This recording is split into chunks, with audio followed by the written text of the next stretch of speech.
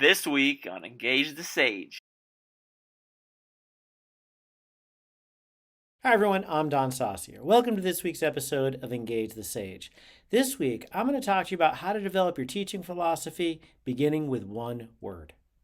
I believe every instructor should have an explicit teaching philosophy. And this explicit teaching philosophy is going to be the thing that dictates all the things you do in your course. Your philosophy is going to dictate all of your practices, from the course structure to your interaction with your students to your assessment plan and everything. Coming up with the overarching philosophy that dictates all of these things can be daunting. And I've worked with a lot of students who have had a hard time getting this thing started. So we're going to talk today about how starting that teaching philosophy with a single word.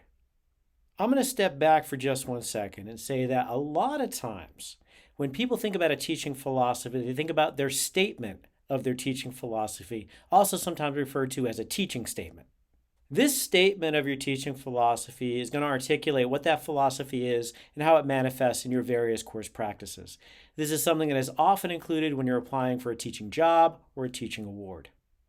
Typically, the statement of your teaching philosophy is going to be about 1 to 2 single-spaced pages, give or take, and we've created a video previously to give you some tips about how to create an excellent statement of your teaching philosophy. So please make sure you check out that video about how to write that excellent statement of your teaching philosophy. But today, we're going to talk about knowing what that philosophy is for you. I teach a Principles of College Teaching course. In that course, I teach graduate students basically how to be college professors, how to think about teaching, how to construct their practices, how to create their teaching philosophies, how to set up assessment plans, etc. And one of the things I find that is really intimidating at the beginning of that course is a lot of the students in there don't know what their teaching philosophy is. And the idea of creating one is really intimidating. So what I'm going to share with you today is an activity I've recently developed to help my students develop their teaching philosophy. The activity that I use is to have my students think about the single word that is going to start their teaching philosophy, the single concept that explains how they individually think that teaching and learning happens in their class. This is going to be the single word, the single focal point that is going to be what you emphasize in creating excellence for your students and their learning. This is going to be the word that is most central to how you yourself conceptualize the process of teaching and learning. As I've said many times before, your teaching philosophy should be founded in the motivation to support your students' learning and success. But your students' learning and success is the outcome. The teaching philosophy is the how.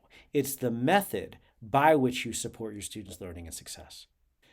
So what I want my students to do, and what I want you to do watching at home, is I want you to think what that single word is that describes how teaching and learning happen in your class for your students. This is going to be unique to you. I might pick a different word, but I want you to think about the word that is most important for teaching and learning for you in your classes. So what I'm going to do now, I'm just going to give you a couple words that I often find that people use as this focal point for their teaching philosophy. These words might be things like engagement, or active learning, or relevance, or intrinsic motivation, or inclusivity. It might be words like community. It might be words like critical thinking. But whatever your word is, it's got to be the thing that helps your students learn in your classes. So to give you a couple examples, I'm going to talk to you about how some of these single words have inspired my teaching philosophies. One of the single words, if you watch this channel before, you're aware of this, is engagement. I define engagement as being fully invested in doing one and only one thing at that time. So when I am teaching, engagement is going to inspire me to only be teaching. I'm not worried about anything else in my life at that point. I'm worried only about teaching that content to my students in a way that they can learn.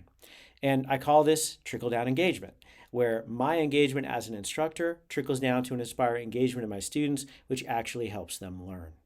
So when I'm structuring my classes, I will find that the focus on engagement changes, not only the way that I interact with my students and the way that I physically teach the class, but it changes the way that I design my assessments to engage them. It changes the way that I set up my class structure, my class schedule to engage them. The engagement becomes the inspiration for everything that I do. Other examples real quick, intrinsic motivation inspires my choice to learn concept, by which I think that if my students choose to learn, they're going to do so better. And then I set up my courses in terms of things like opportunities instead of requirements. I give my students choice in the assessments that they complete. I let them personalize their submissions. So there are ways that that intrinsic motivation then manifests in my course practices. Another example is empathy. Empathy shows up in my empathetic course design perspective, which we've made several videos on, so you should check that out. But when you believe that taking on other people's perspectives, trying to think what they think, trying to feel what they feel, is going to help you connect and teach them, it changes everything you do in the setup of your class. And then one final example, and it's a little bit of a cheat because it's an acronym, but you've probably heard me talk about PEACE as a centerpiece to my teaching philosophy, where I think that it's important that I bring preparation, expertise, authenticity, caring, and engagement to my classes in making sure that I am supporting my students' learning and success.